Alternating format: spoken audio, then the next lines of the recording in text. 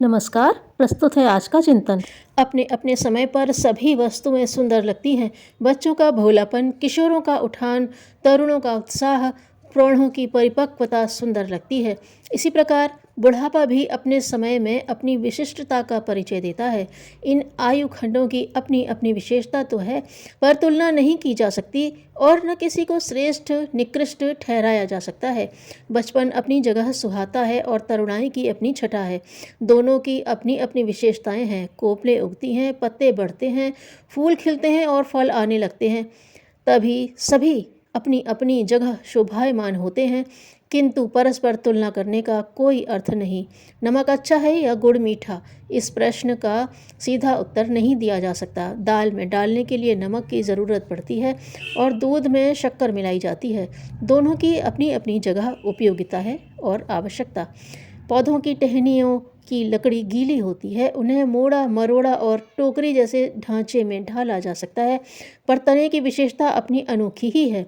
मजबूत शहतीर उसी से बनते हैं। टहनियाँ कितनी ही लचीली एवं सुंदर तो हैं, पर वे लट्ठे का काम नहीं दे सकती।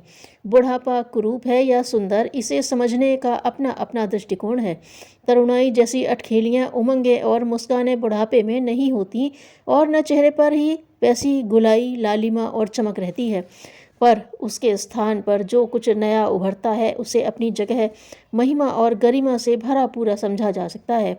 चेहरे की झुर्रियाँ, सफ़ेदी वेदांती मुख यह बताता है कि इस व्यक्तित्व पर परिपक्वता आ गई। ज्ञान अनुभव अब ऊंचाई तक पहुंच गया है। यह वरिष्ठता की निशानी है। समाज में उनकी प्रतिष्ठा और गरिमा समझी जाती है, इसलिए लोग महत्वपूर्ण प्रसंगों में उनके परामर्श लेने पहुंचते हैं। उनके निर्णय निर्धारणों को महत्व देते हैं। उनका नमन वंदन किया जाता है। देखते ही श्रद्धा के अंकुर उठते हैं और उन्हें सम्मानपूर्वक ऊंचे स्थान पर बैठाया जाता है। यह गरिमा अनायास ही मिली हुई नहीं होती, उसके पीछे बहुमूल्य अनुभूतियाँ और विचारणाएँ होती हैं। कच्चे आम भारी होते हैं, गोल और खट्टे महकदार भी। पकने पर मिठास बढ़ जाता है, वजन भी हल्का होता है। इतने पर भी पके आम अधिक दाम के बिकते हैं। काले बालों को भौरों की उपमा दी जाती है, पर सफ़ेद बाल तो हंस जैसे होते हैं, मानो चांदी के तारों से उन्हें बनाया गया हो।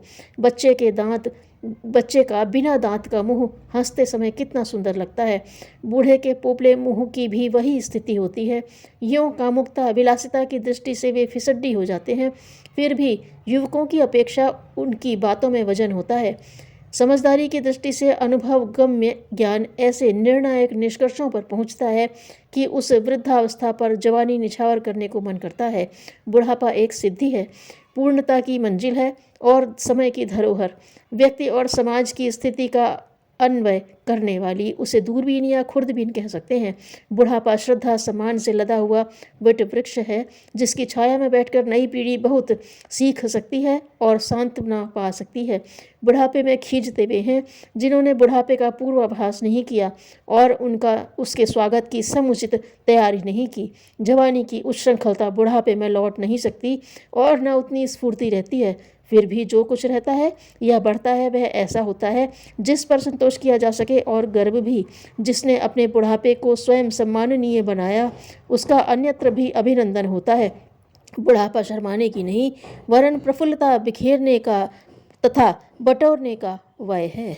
विद्या शील के अभाव में शोचनीय हो जाती है और द्वेष से अपवित्र हो जाती है। धन्यवाद।